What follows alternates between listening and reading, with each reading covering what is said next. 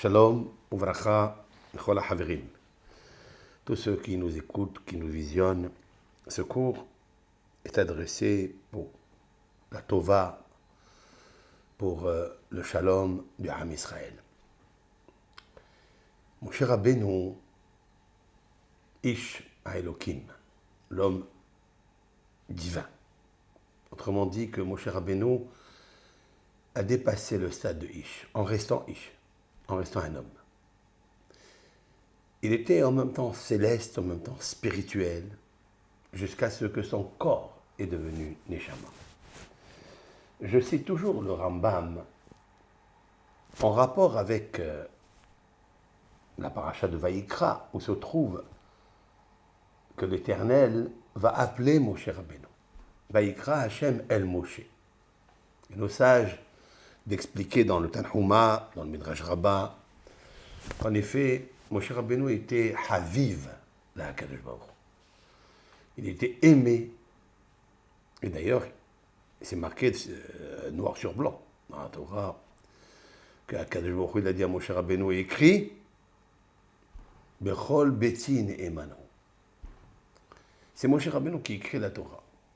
Et Dieu lui dit, écris, tu es le plus fidèle de ma maison. Ma maison, ça veut dire dans mon monde.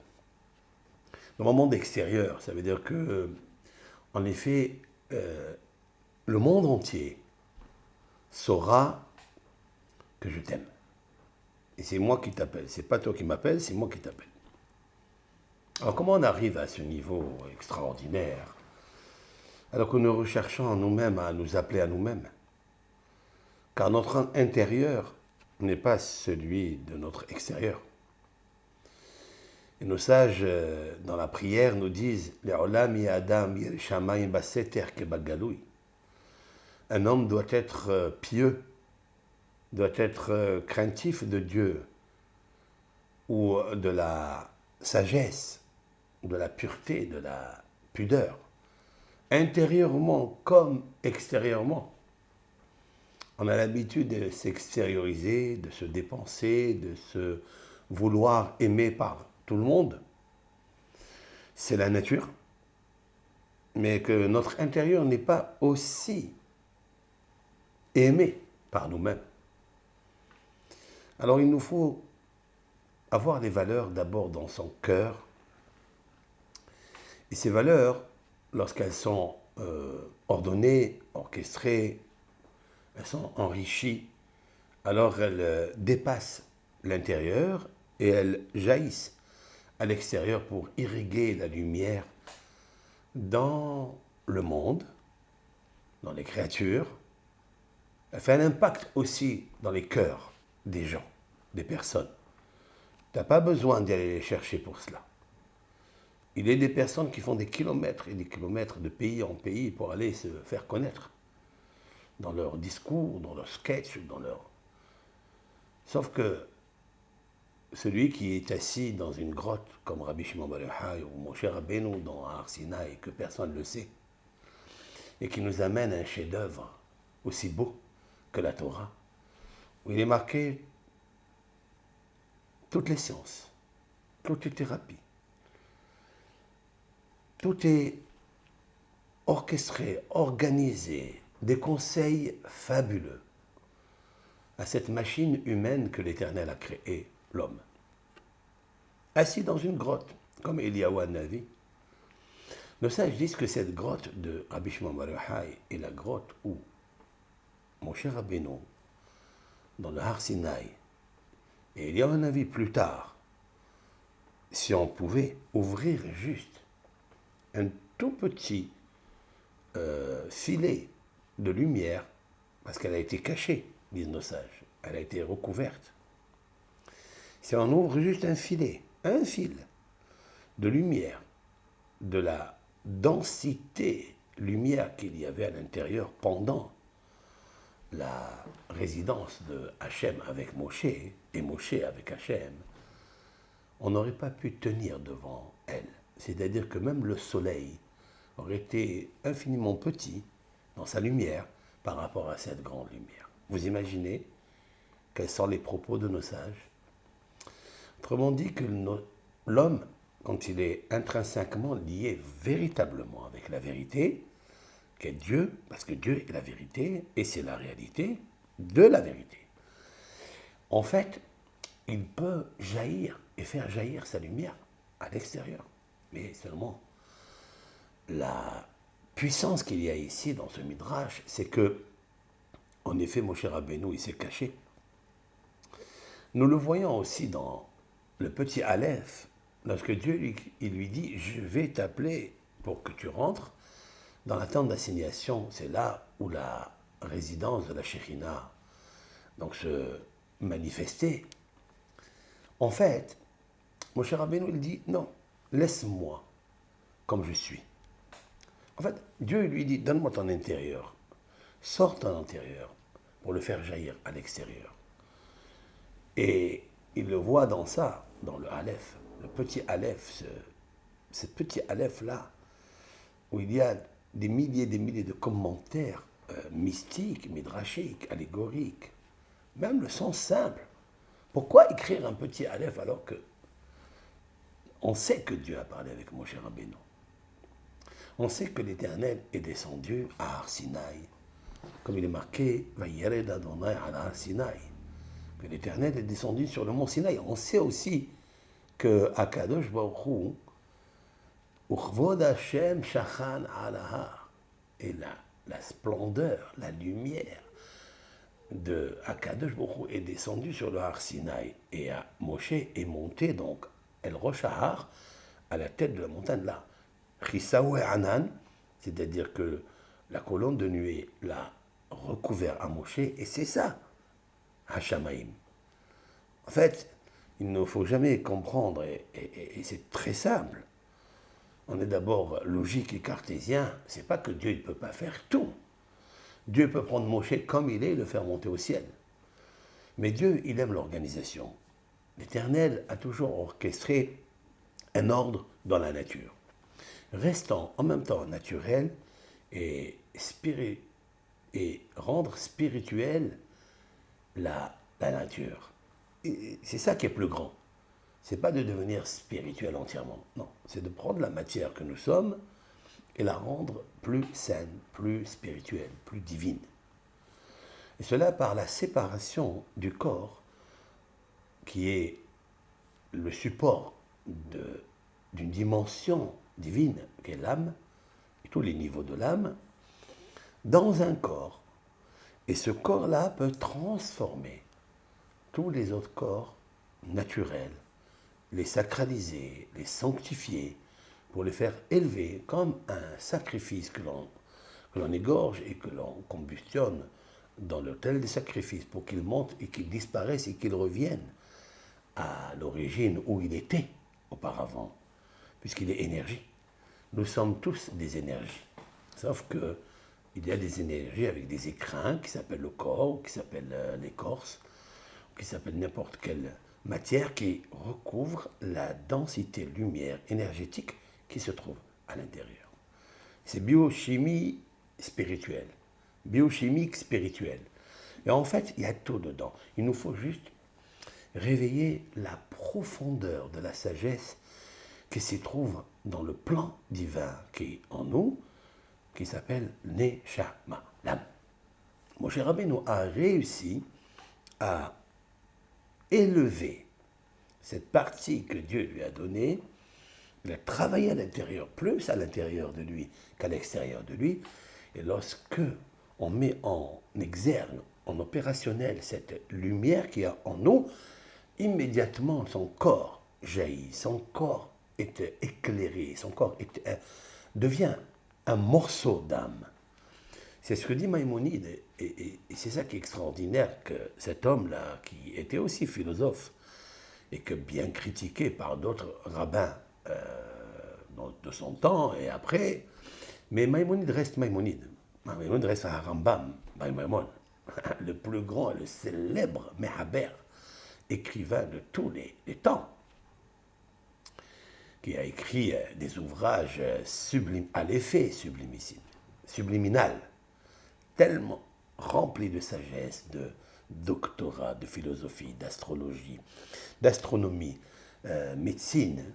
Qu'est-ce qu'il n'y a pas? Et en plus de tout cela, la Torah et la lumière de la Torah qui est à l'intérieur. Quand je dis la Torah et la lumière, c'est-à-dire la Kedusha, la sainteté de Rambam. On ne peut pas écrire cela. Il dit à Rambam que, en fait, Moshe Rabbeinu était grand, mais il y avait aussi les patriarches. Pourquoi les patriarches ne seraient pas ceux qui est devant Dieu, dans la pensée de Dieu, dans le cœur de Dieu, si l'on peut dire ainsi, étaient les bien-aimés et les plus fidèles. D'ailleurs, même Moshe Rabbeinu, quand il veut expier la faute du veau d'or, il va se servir de Abraham et de Yitzhak et de Yaakov. Par modestie, il dit Zechor les Abraham, les Yitzhak et les Yaakov. Comme si Moshe Rabbeinu se trouvait gêné et pudique devant les grands qui l'ont devancé. Il est le quatrième des patriarches, Abraham, qui est la qualité de la sagesse et en même temps du Hesed, parce que le Hesed c'est l'amour, et en fait l'amour ça n'est pas seulement de dire je t'aime. L'amour se traduit dans la racine de l'action. Lorsqu'on agit, alors c'est l'amour. Plus on donne, plus on agit, plus on émet les sentiments d'amour par la main, par les actions, par le corps, eh bien, il se trouve que l'amour trouve l'apothéose, elle trouve sa joie, si l'on peut dire ainsi, sa richesse. Elle fait l'effet plus que les verbes et les mots qui ne disent rien du tout. Je peux te dire je t'aime à des kilomètres, hein. Je peux écrire je t'aime 1000 fois, mais qui est rien du tout. Aucun sentiment. C'est ce qui brise un petit peu les couples où l'on se rend compte des fois et on entend des verbes, des langages, des expressions très dures et très décourageantes. Des fois, te dis ça fait 30 ans, ça fait 40 ans, ça fait 50 ans qu'on est ensemble sans être ensemble. Qu'est-ce que ça veut dire on est ensemble sans être ensemble? Ça veut dire qu'il n'y a eu que des mots. Il n'y a eu que de je t'aime avec des mots, mais aucune surprise. Donc aucune prise est sûre.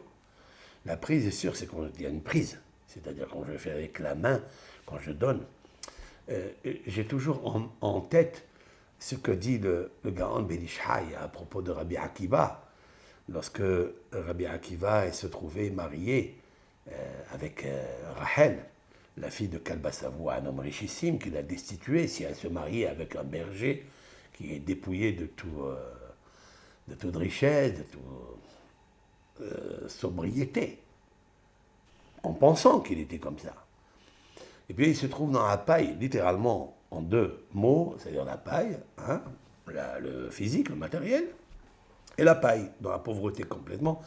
Et ce pauvre qui vient, c'est Eliyahu Hanavi qui se déguise, donc le prophète Élie qui se déguise en pauvre, et il lui dit, ma femme vient d'accoucher et on n'a pas de quoi couvrir le bébé. Alors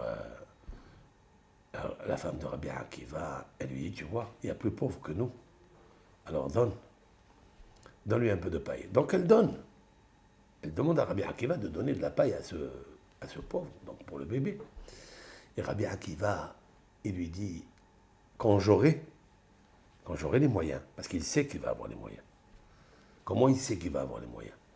Ben, il sait que quand on a du cœur, quand on a l'amour, quand on a le geste de l'amour, c'est-à-dire quand je donne ce que je n'ai pas, parce que je me trouve, moi, dans la difficulté, dans une situation précoce, dans une situation qui est désespérante, c'est-à-dire destitué de mon argent, de mon père, il n'y a aucun consentement des parents pour le mariage, et quand même tu restes toi-même, avec tes qualités intrinsèquement liées à ton âme et à ton cœur pur, sans arrière-pensée, puis tu fais le geste de donner, eh bien cela, devant l'Éternel, tu émets une attraction spirituelle qui te rend riche. C'est ça, en fait, la grandeur. C'est de se trouver toujours dans la gratitude que vous êtes, que vous avez, alors vous y êtes. Et quand vous y êtes, vous apparaissez. Donc c'est le miroir universel. Et donc, Rabbi Akiva va s'enrichir 6 fois. Il y a 6 anecdotes qui vont le rendre riche. La femme de Kalba, donc la Kalba Sawa, la femme, donc c'est Rachel, va s'enrichir d'une richesse colossale de son beau-père, qu'il n'attendait pas du tout.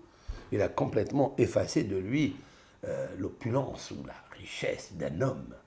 Il s'est attaché plus à Kadosh Baruch Hu, qui est la source de la richesse.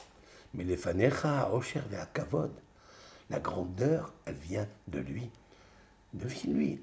Et donc, quand on s'attache à lui, Beadecha le hazek ul gadel, akol, entre tes mains, Kadosh Baruch Hu, tu peux fortifier, tu peux renforcer, tu peux faire grandir tout.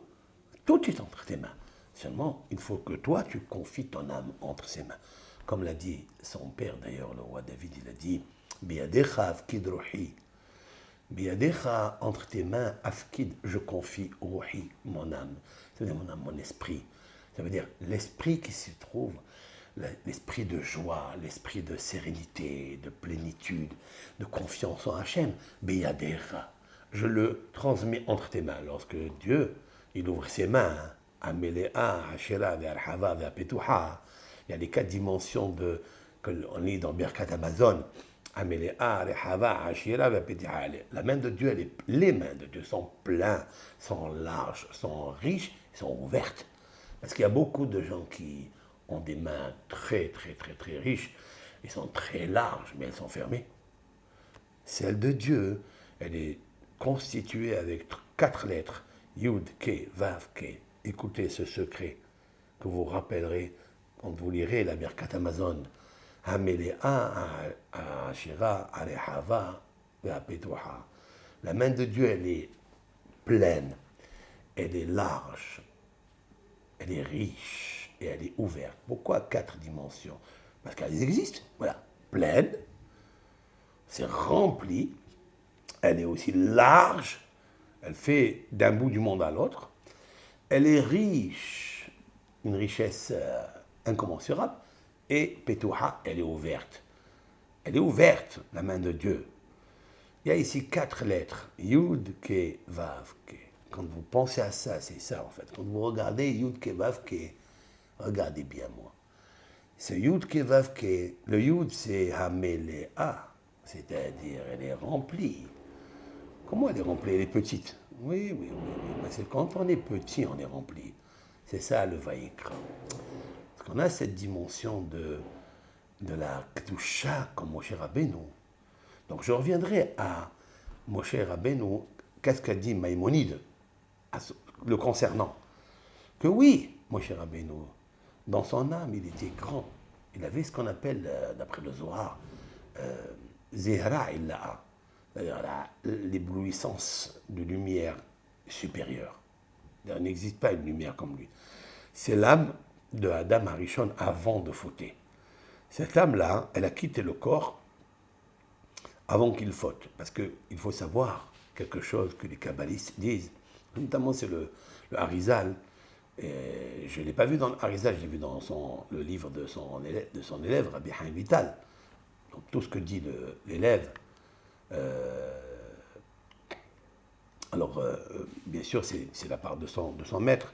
Comme disent les philosophes, que lorsque l'élève est prêt, le maître arrive. Il nous arrive d'être prêt. Et lorsque on est prêt, alors le maître arrive.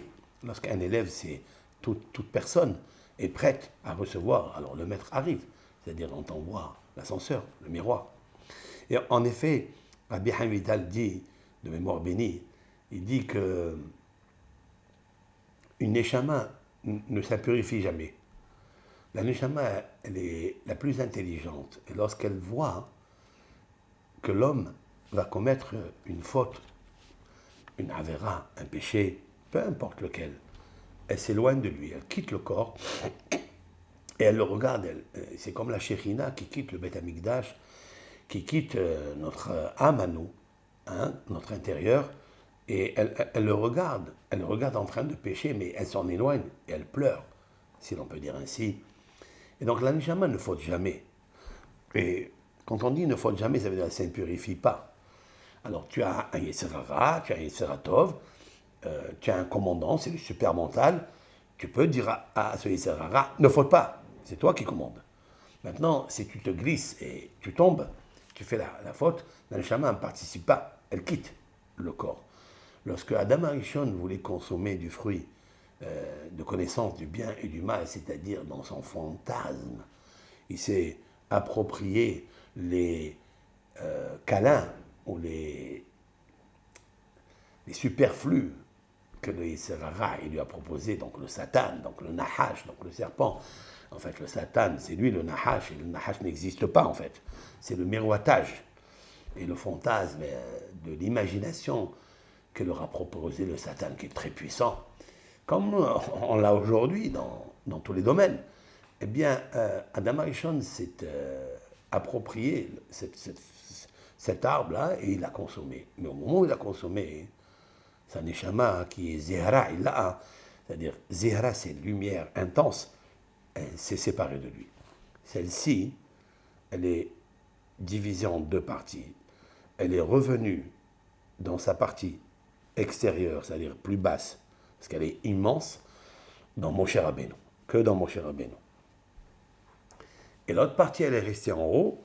Si Moshe Rabbeinu, il réussit sa mission, comme il l'a réussi d'ailleurs, il nous a amené cette Torah extraordinaire, avec 304 805 lettres qui veulent dire beaucoup de choses, où se trouvent toutes les densités, toutes les dimensions, toutes les guérisons, toutes les thérapies, toutes les lumières, tous les secrets que Dieu lui a révélés.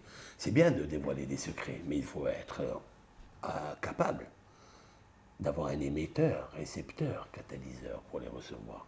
C'est la Kedusha et la Hanava. C'est ce petit Aleph. Ce petit Aleph, c'est-à-dire que je suis rien. Ça veut dire que je n'ai que le petit Kéli, la petite dimension pour recevoir. Et c'est ça qui est grand chez mon cher Rabbeinu. Nous avons remarqué dans toutes les situations, dans les anecdotes qu'il a subies dans le désert, bien, il m'a appris quelque chose que lorsque tu subis un échec, une querelle, un outrage, lorsque tu as subi une honte, une humiliation qu'on a fait à ton égard, et des fois pour rien, et pour rien. Si tu vérifies, il n'y avait rien, et tu te fais humilier devant des milliers de personnes, et tu dis rien, eh bien tu es zoché, tu mérites un Sefer Torah de Moshe Rabbeinu. Ça veut dire, Moshe Rabbeinu, il peut monter dans le ciel et faire sortir ce que Dieu il a dans son subconscient, si l'on peut dire, c'est-à-dire dans son énergie sublimissime, la lumière, le pouvoir, la modestie, tout est en lui. En fait, Moshe Rabbeinu, c'est ça.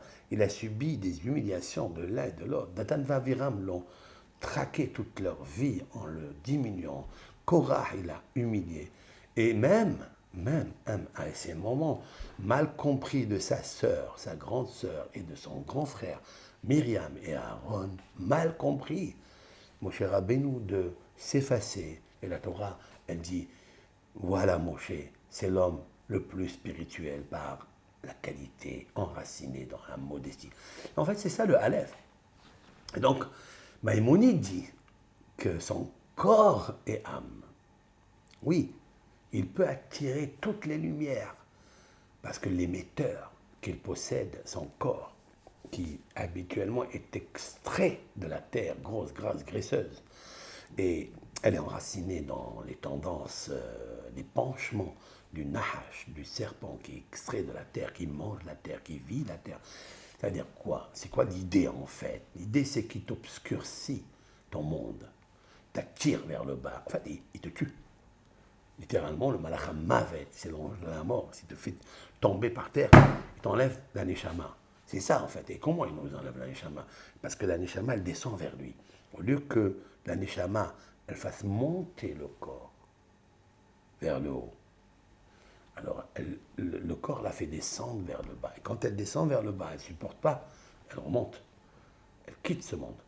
Mais si c'est une neshama qui est liée, reliée, accrochée, attachée avec les biens matériels, avec ce qu'on appelle les honneurs, ou on appelle la course à l'argent, ou le désir des femmes, etc., malheureusement, quand il quitte ce monde, dit Rabbeinu Yonah Gerundi, un des maîtres qui a vécu en Espagne, qui a écrit le classique Shaharet Shuvah, Il dit, lorsque Nefesh Aracha, l'âme du méchant, c'est-à-dire l'impie, Asher Kol Ta'avata Lehefse Agouf, alors que dans sa vie, tout son plaisir, tout son désir, c'est pour rassasier le corps, pour le désir du corps.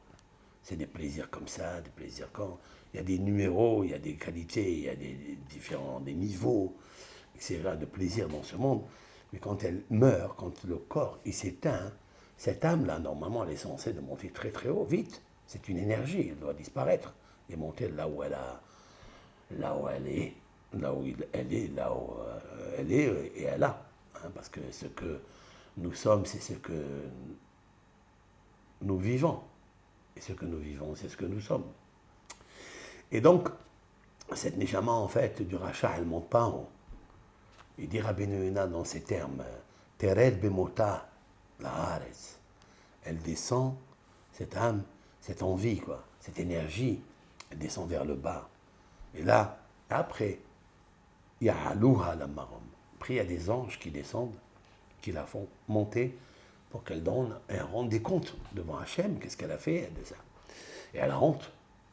Et donc, Moshe Rabbeinu, c'est pas ça. Moshe Rabbeinu, c'est pas seulement qu'il a laissé son âme descendre, comme Adam Arishon, ou comme tous les autres qui ont suivi, comme la génération du déluge, ou la génération de la tour de Babel, ou Sédom et Gomorre, et tous les Égyptiens qui ont vécu et qui ont péri là-bas. Ce n'est pas ça. Moshe Rabbeinu, il a pris son corps, il l'a fait monter vers le haut, tout en restant un homme. C'est-à-dire, c'est ça le Vaïkra. Vaïkra, c'est-à-dire que Dieu l'appelle, ça veut dire Dieu, il vient vers lui.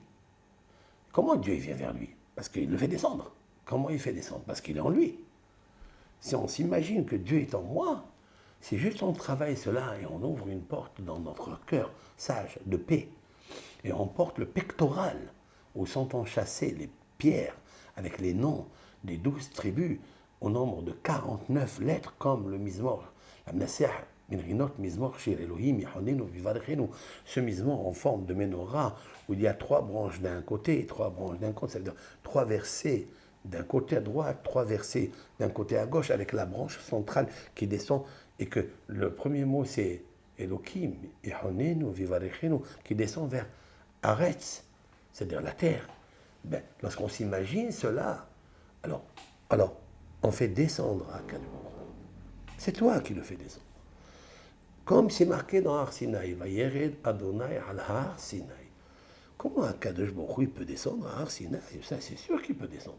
Parce que la gloire de Dieu, c'est son kavod, c'est ça, c'est la puissance que l'homme ne peut pas toucher, que l'homme ne peut pas créer. Mili Bashamayim, qu'est-ce qui peut monter au ciel?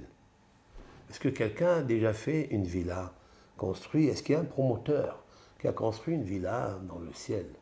Même si tu l'as construit dans la Lune. La Lune, ça reste encore matériel. Mais au-delà de la Lune, tu peux monter. Quelle est la combinaison qu'il faut encore investir des milliards d'euros pour la créer et monter au-dessus de ce qu'on appelle le monde de l'action où se trouve la matérialité? Personne. C'est l'infini de l'infini. Maintenant, ma question, elle est, est-ce que l'infini de l'infini, il y a quelque chose? C'est l'infini de l'infini. Est-ce que tu peux le définir? Bien sûr que non. La gloire de Dieu se trouve là où l'homme ne peut pas toucher. Sherasa, Shamaim, Vaharetz. Dieu, il a fait le ciel et la terre. Pourquoi dire ces deux choses? Parce que faire la terre, c'est lui qui l'a fait. Mais les hommes qui vont y habiter, ils vont penser que c'est eux qui font la terre. C'est eux qui construisent. Alors va à la mer. Va construire dans la mer quelque chose. Zéro. Tu peux rien faire. Alors, au-dessus de ça, il y a le ciel. Hashamaim, dit le roi David, ce grand psalmiste. Hashamaim saprim kevod el ou maaseh adav magid arakia. Les cieux racontent sa gloire. Qu'est-ce que ça veut dire? Que les cieux racontent sa gloire. Ça veut dire que l'homme est émerveillé de ce qu'un homme, même le plus puissant, même les plus organisés de ce monde, ce qu'on appelle l'ordre de ce monde, monte en haut. Tu peux pas. On va à Kadosh Baruch Hu, il a fait descendre. Moshe Rabbeinu a fait descendre à Kadosh Baruch Hu, là, dans le Har Sinaï. Et c'est ça quand on dit dans les textes de la Gemara, dans le traité Shabbat, où vous allez lire cela.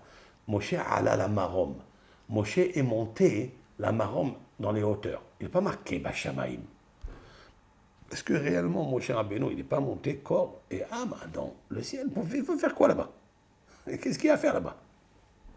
Qu'est-ce que son corps, il fera là-bas? La Torah témoigne qu'Akadosh Baruch Hu, il est descendu à Har Sinaï. Et il a dit à Moshe, viens mon fils. C'est ça, Vaikra Hashem el Moshe. Vaikra Hashem el Moshe. Parce que Moshe est petit, parce qu'Akadosh Baruch Hu, il est toujours avec ceux qui se considèrent vraiment les hommes de paix. Pas les gens qui cherchent les honneurs, qui cherchent. Chaque mot qu'ils disent, ils croient qu'ils sortent de je ne sais pas quel. Des diamants et des diamants et des diamants. Ceux-là, ils sont en retard. Et ne pensez pas que tel ou tel ou tel ou tel devant nous, il apparaît comme un homme apparaît fort, grand, s'il est comme Moshe Rabbeinu. C'est-à-dire lorsqu'il est modeste, lorsqu'il sait reconnaître ses fautes et venir demander pardon à celui qui lui a fait mal, à celui qui ne lui a rien fait et qui vient lui demander pardon. Et ça, c'est Moshe. Moshe Rabbeinu, Korah, il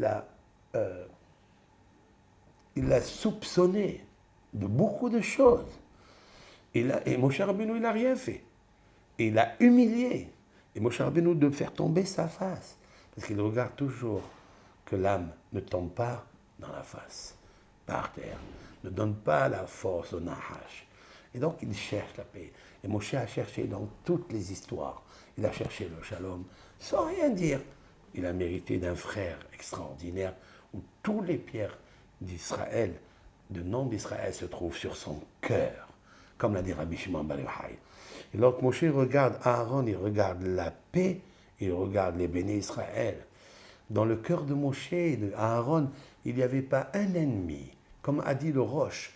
Le Rosh Rabbeinu est Asher Ben Hiel, contemporain de Maïmonide, qui a vécu en Sfarad, en Allemagne d'abord, mais après en Espagne. C'est le Rav d'Espagne. Il a dit que Veloï ma'et les fanecha filou sonné ehad. Il dit, tu ne dois pas avoir un seul ennemi dans ta vie. Comment tu ne peux pas avoir un ennemi dans ta vie? Celui-là, il t'a mal traité. Celui-là, il ne te parle pas. Celui-là, il passe devant toi, il ne te dit pas bonjour. Celui-là, il ne t'invite pas. Celui-là, quand tu l'invites, il se sauve. C'est quoi ça? Et quand même, tu dois garder le pectoral. C'est ça, c'est les enfants d'Israël. C'est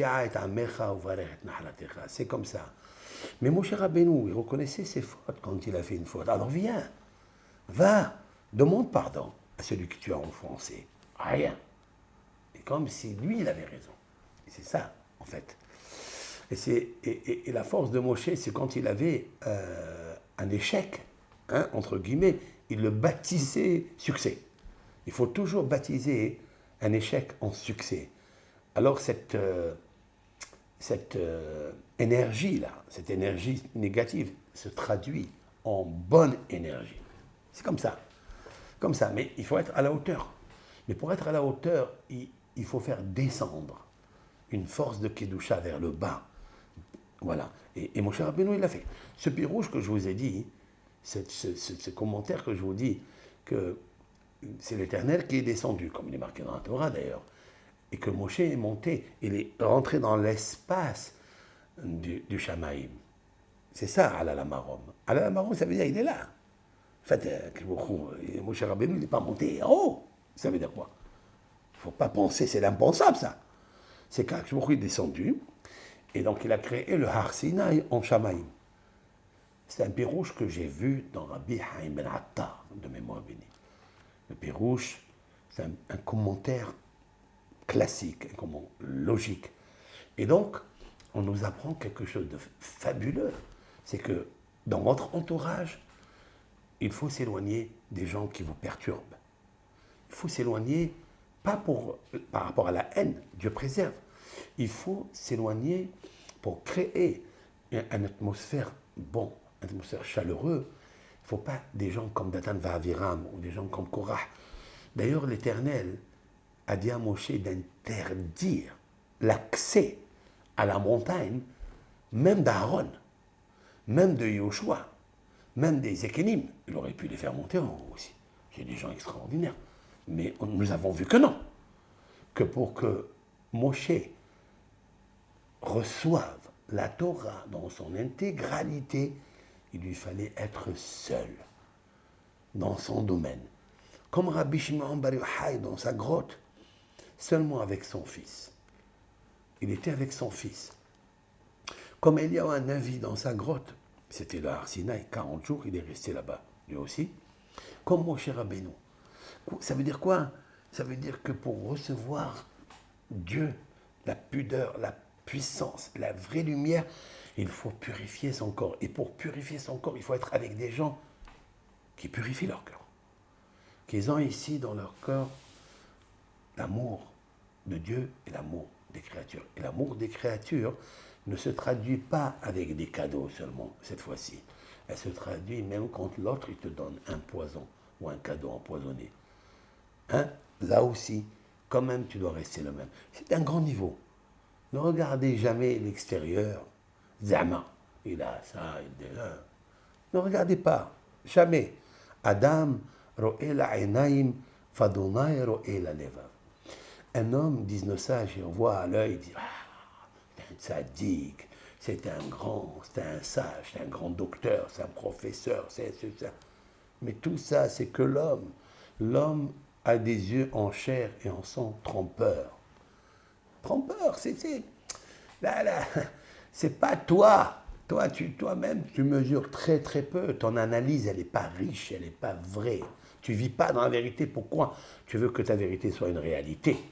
Donc, on a vu les scientifiques, ils ont dit des choses il y a 300 ans, ils sont revenus, en 1990, ils sont revenus sur des milliers d'analyses qu'ils avaient émises, qui pensaient que c'était établi, c'est fini.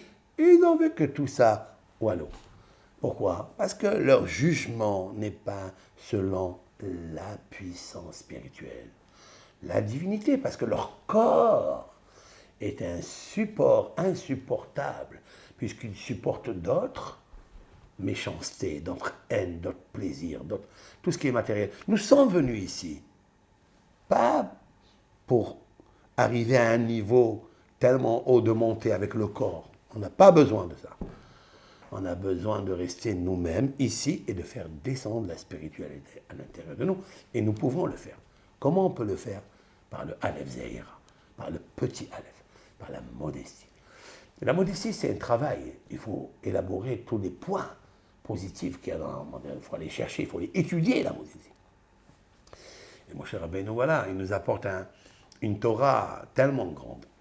Maintenant, écoutez bien ce que je vais vous dire. Il y a un midrash très fabuleux. Pour vous expliquer qu'est-ce que c'est ce Aleph, ce petit Aleph-là, je voudrais faire référence avec un midrash qui est écrit dans la Gemara. Et en fait, il se trouve dans le Tikkun de Shiv'a Be'adar. Vous savez que le Gaon Ben Ishai, de mémoire bénie, a concocté, il y a beaucoup de rabbins aussi qui ont fait ça, toutes les paroles de Moshe Rabbeinu, ou qu'on a dit à son sujet, les explications allégoriques, les midrashim, etc., même le secret, le Zohar, que Rabbi Shimon Bar Yochai a parlé de Moshe Rabbeinu, ou bien Rabbi Yohanan ou Rabbi Yoshua ben Levi, tout ce que dans le Talmud, des milliers de rabbins, des commentaires, traducteurs de la Mishnah, ont expliqué sur Moshe Rabbeinu. Et là, dans un des midrashim que la Gemara apporte, elle a dit comme ça. Tanu Rabbanan, nos sages nous enseignent. Bo ur-e, viens et vois. Je vais prendre la feuille lui-même pour traduire le midrash, et il est intéressant ce midrash. Bo ur-e, viens voir. C'est la première fois que nos sages dans le Talmud disent ce terme. Viens et vois. Viens et vois quoi? Viens et entends. Plutôt, il aurait pu dire. Viens et vois. Ça, c'est le langage que le Zohar à Kadosh il emploie. C'est-à-dire, ta hazé. Ta, c'est viens, en arabien. Ta hazé, viens voir. Le Zohar à Kadosh, il vient te faire voir des choses que tu ne vois pas. Ça veut dire, il te fait réveiller ton superconscient, l'âme, le plan divin, que Platon appelle le plan divin. Nous, on appelle ça la neshama. Et cette neshama, elle a des yeux, mais des yeux brillants. qui est débarrassé de tous les parasites de ce monde. Viens voir. C'est-à-dire que c'est puissant. Tu peux être dans une grotte et tu vois. Tu peux être dans ta chambre, dans un bureau, et tu vois des choses magnifiques. Ça veut dire, en fait, tu fais élever ton âme spirituelle, tu la fais déployer, amplifier. Alors, bien sûr, il y a des méthodologies avec quoi on amplifie cela, et je vous donne de suite la meilleure recette pour réveiller le super mental, c'est la joie. On appelle ça en hébreu simhat alev. La simhat alev, elle est colossale, elle est puissante. Simhat alev. J'avais une fois analysé le simhat alev, c'est la valeur numérique 785. Qu'est-ce que je fais avec ça?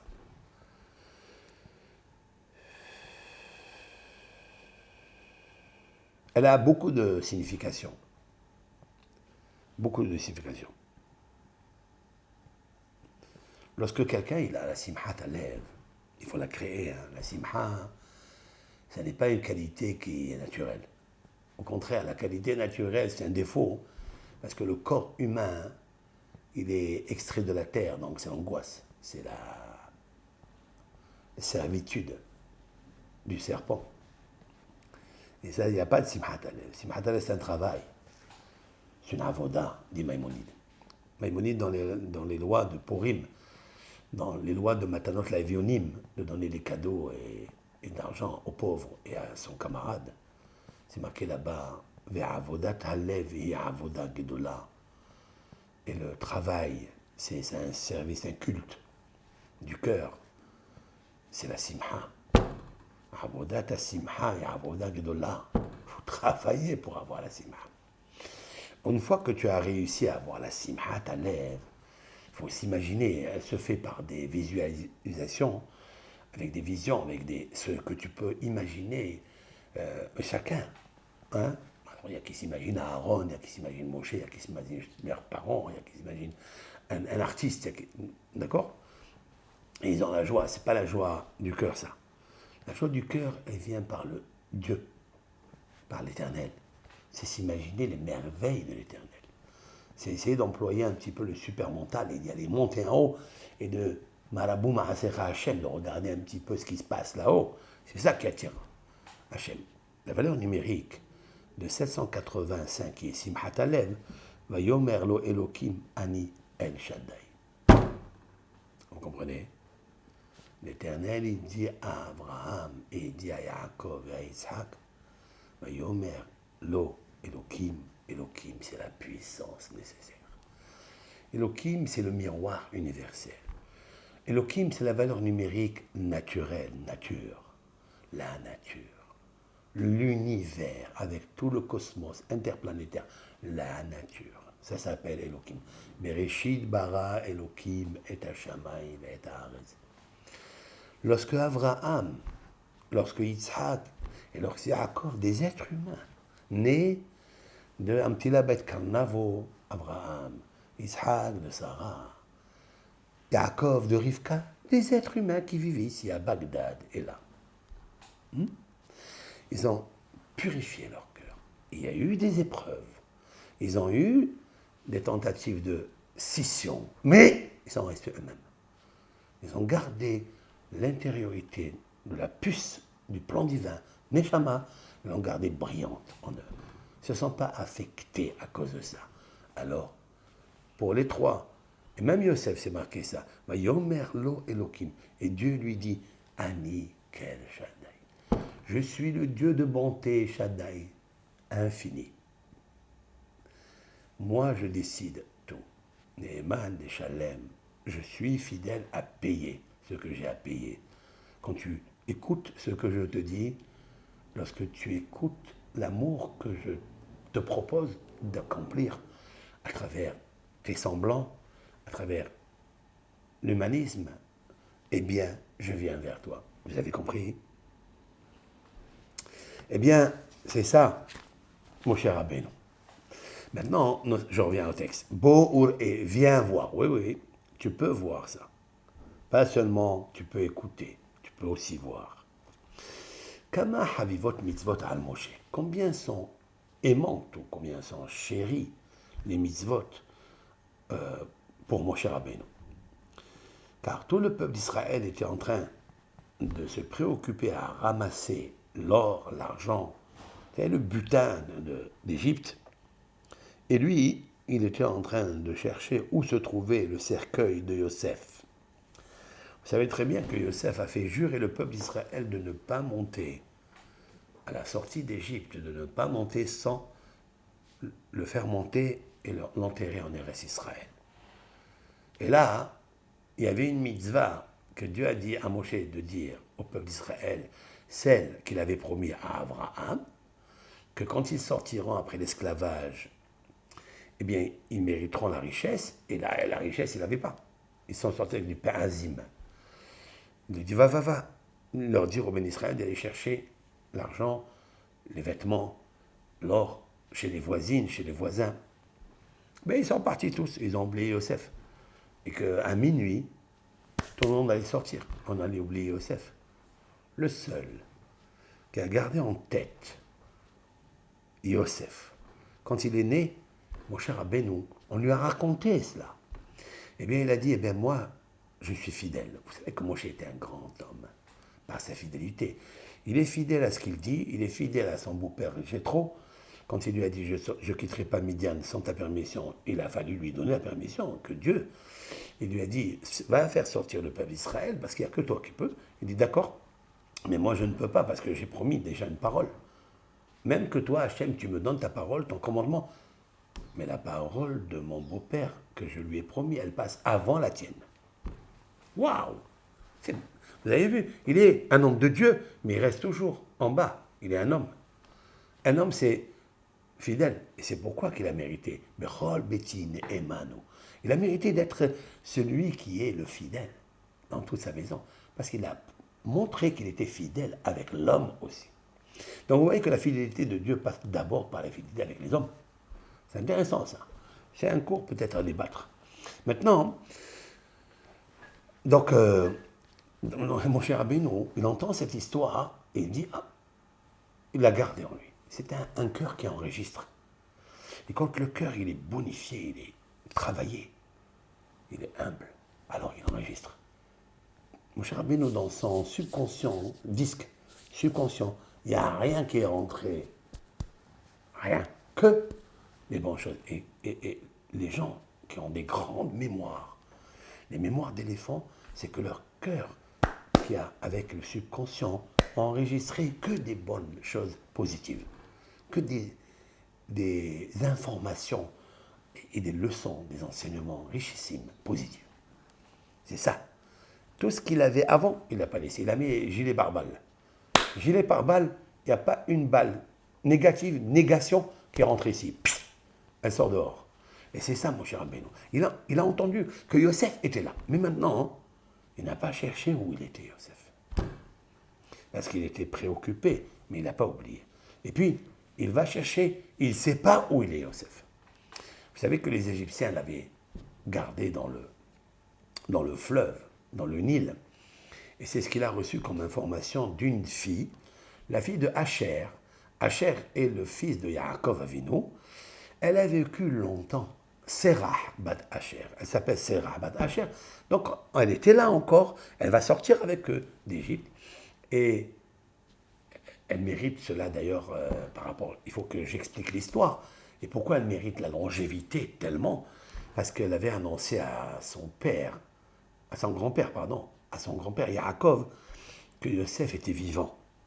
Vous savez très bien que les vieux, les hommes âgés, il ne faut pas leur dire soit des bonnes nouvelles qui sont pour eux, comme Yaakov séparé de Yosef pendant 22 ans, tu vas lui dire maintenant que Yosef est vivant, alors que dans son subconscient, il a enregistré qu'il était mort. Lui dire une chose pareille, il faut avoir une façon de le faire. Il faut avoir une force de le faire. Une délicatesse. Alors elle a chanté à son grand-père devant lui. Elle parlait de Yosef, jusqu'à que elle lui a installé dans le cœur un nouveau disque, une nouvelle chanson. Et jusqu'à ce qu'il a imaginé que Yosef vraiment il était là. Et puis elle lui annonce que Yosef il est vivant. Elle lui a allongé la vie en sorte.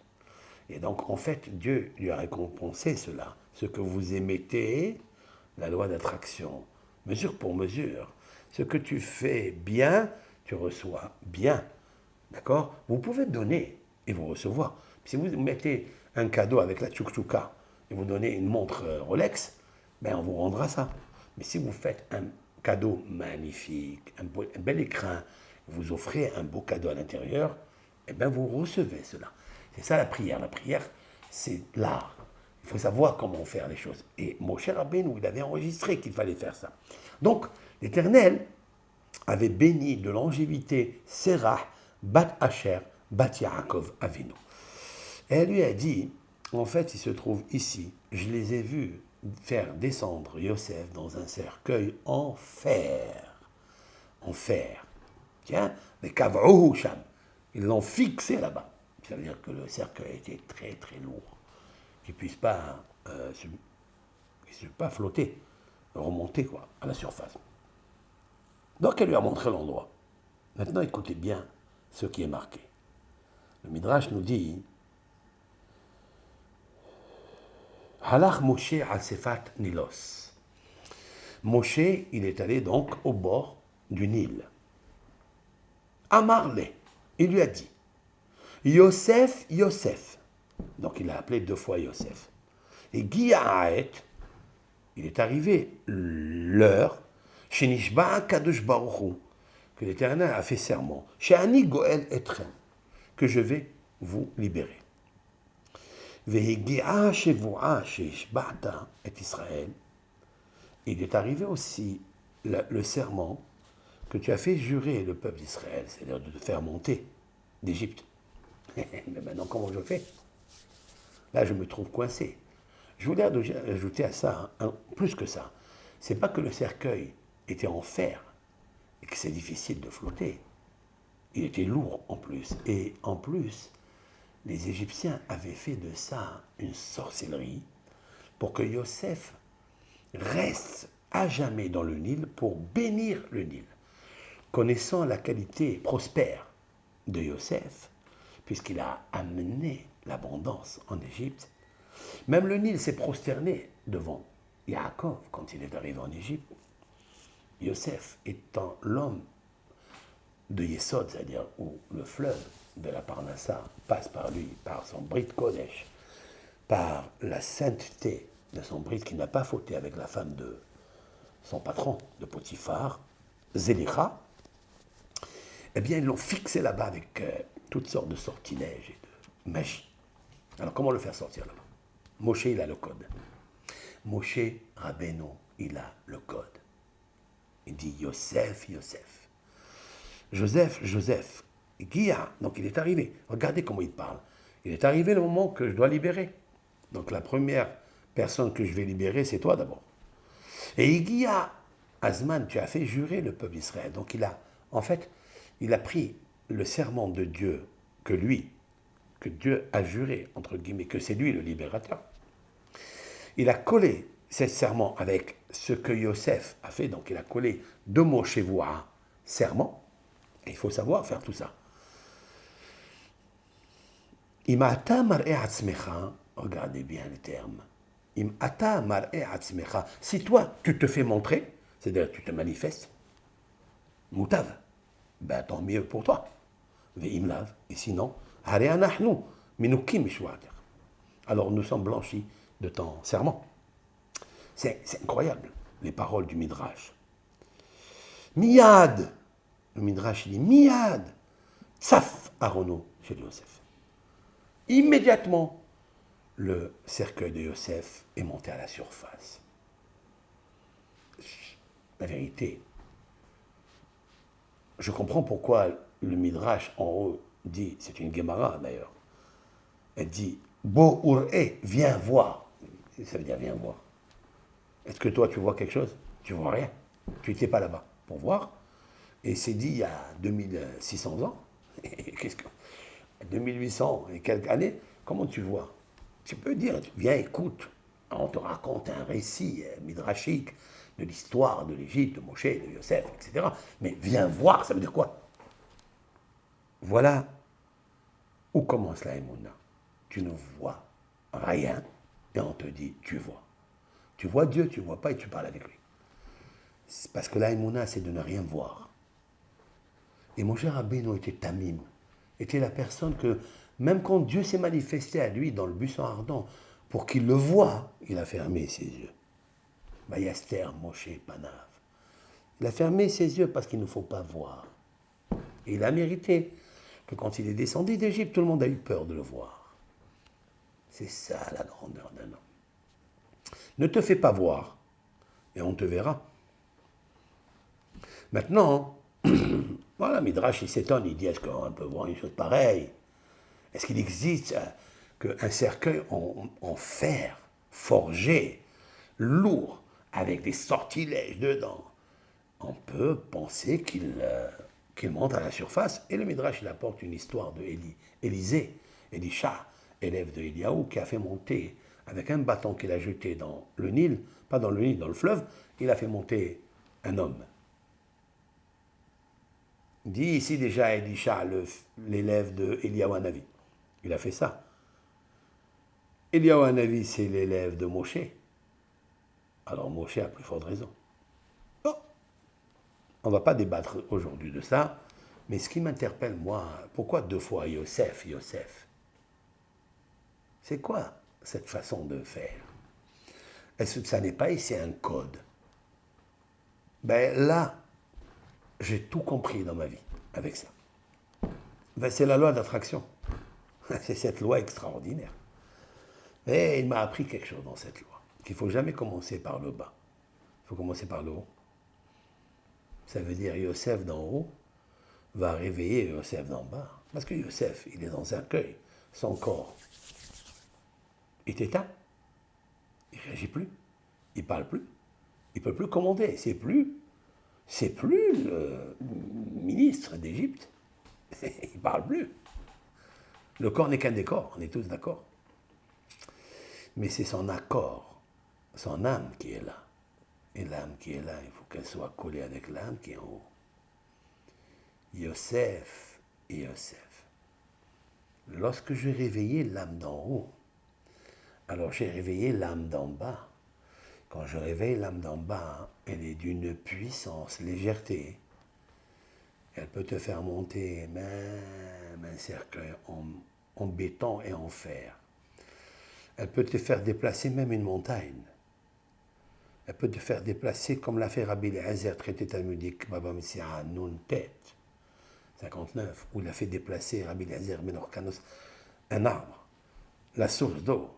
Il a failli faire tomber les murs du Beth Amikdash. Parce que la force intrinsèque, liée avec la puce Neshama, elle est là, mais à condition. Si elle est collée avec celle qui est en haut. Yosef en haut, Yosef en bas, fait monter. Il lui dit, Im atamar'e atzmecha. Écoutez bien. C'est un peu profond, mais c'est simple. Voilà, c'est démystifié. Im ata, toi en bas, mar'e atzmecha. Mar'e, c'est quoi mar'e? Te faire montrer. Mar'e vient du mot mar'a. Mar'a, c'est le miroir. En hébreu, mar'a, c'est miroir. Quand tu te montres dans un miroir, en fait, c'est extraordinaire. Dieu est un grand miroir. Voilà. Ce grand miroir où il y a toutes les lumières, toutes les énergies. Hein? Mais une énergie ne remue en haut et ne réveille celle d'en bas que s'il y a la synergie. C'est-à-dire il y a un lien entre eux. Et c'est ça, la concentration dans la prière. Mon cher Rabbeinu, il n'a pas dit beaucoup de prières. Il a juste 2 mots. Il m'a appris les codes de la vie. Alors, voilà une ségoula que je viens d'apprendre de ce midrash. Grâce au 7 Hadar, grâce au tikkun du Gaon Ben Ishai. Cette Gemara, je l'ai étudiée plusieurs fois. Mais je n'ai pas fait la connexion avec ce que je parle il y a quelques semaines antérieurement, où je parle de cette loi de la prière, de l'art, et de tout ce que tu demandes, élargis ta bouche, etc. Eh bien oui, maintenant j'ai appris un code. Une personne qui désire quelque chose, et peu importe ce qu'il demande, même si dans sa tête, c'est impossible de le réaliser, comme de faire monter un cercueil en fer, lourd, pétri de magie et de sortilèges. Quand même, tu peux le faire. Le code, c'est quoi? Je demande à Akadosh Baruch Hu, d'abord, de réveiller mon âme en haut. Puis je la mets en connexion, l'âme d'en haut, avec l'âme d'en bas. Et l'âme se trouve dans ton prénom. Tu cites ton prénom, tu t'appelles Shalom, tu t'appelles Menahem, tu t'appelles Moshe, tu t'appelles Simha, tu t'appelles Rivka, tu t'appelles Sarah, tu t'appelles... Voilà, tu dis Simha, Simha. Connexion première avec le haut et le bas. Et tu formules avec des mots courts, précis, déclarations affirmatives. Tu veux ce que tu veux. Les montagnes peuvent se déplacer. Parce que les montagnes, elles sont régies par un ordre énergétique, la parole de Dieu. Quand Dieu vous collez avec l'âme qui est Dieu, alors elle te fait monter. Si Eliyahu Navi est monté corps et âme, ça veut dire quoi? Est-ce que le corps peut monter avec l'âme? Non, il ne peut pas monter avec l'âme. Sauf que l'âme, elle peut monter avec le corps. C'est-à-dire que le corps devient une énergie. Ça veut dire que quand tu prends un taureau pour l'offrir à Dieu, tu as fait la plus belle chose. C'est que tu as pris cette matière et tu l'as rendue énergie. C'est tout. Et elle retourne à son origine, à sa source. Dieu, l'éternel, Akadosh Baruch Hu, Hachem, Yud, Ke, Vav, Ke, Elohim, Tsevakot, Shin, Dalet, Yud. C'est ça, en fait. Et donc, prie. Et c'est ça. Yosef, Yosef. Imatamar et Atzmecha. Si tu te montres, ça veut dire qu'il était toujours lié, Yosef, avec Dieu. Donc Moshe Rabbeinu a réveillé ce qui est déjà impacté, enregistré dans l'univers. Il lui a demandé cette fois-ci, on va dire, à la puissance cosmique, de faire ce qu'elle a à faire. Et le Yosef d'en haut est venu chercher le Yosef d'en bas, c'est tout. Miroir, mar'e atzmecha. Midrash dit mar'e atzmecha, mar'a, tu te montres. En fait, si vous voulez impacter par vos paroles douces tous ceux qui vous écoutent et tous ceux qui sont très loin, juste pensez à leur prénom. Leur prénom, les coller avec le prénom d'en haut, et tu peux le faire revenir à Dieu. En fait, c'est ce qu'il a fait Yaakov à Esav. Pétri, rempli de haine, avec 400 personnes fantassins pour venir le tuer, il l'a amadoué comme un chocolat. Et il est venu l'embrasser. C'est la Bible qui le raconte, non? Comment il a fait? Il a pris le Esav d'en haut et il l'a fait travailler pour le Esav d'en bas. Et il a réveillé le point positif qu'il a à l'intérieur de lui. Mais il nous restera à expliquer plusieurs choses. Mais ce n'est pas le moment. Là, le moment est arrivé pour la tfila.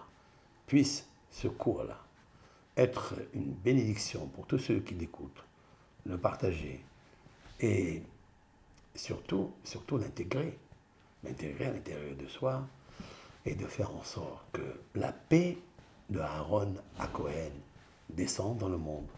Aaron à Cohen viendra et entrera dans le troisième temple. Sa neshama, sa grande neshama, avec les 12 pierres d'Israël, Reuven, Shimon, Lévi, Yehuda, aux 49 lettres qui dirigent les 49 lettres des 12 signes zodiacaux. Et il amènera Mashiach, Tzidkenu, Amen ve Amen. Shabbat, Shalom, Parashat, Va Yikra Tashat, Kol Tov.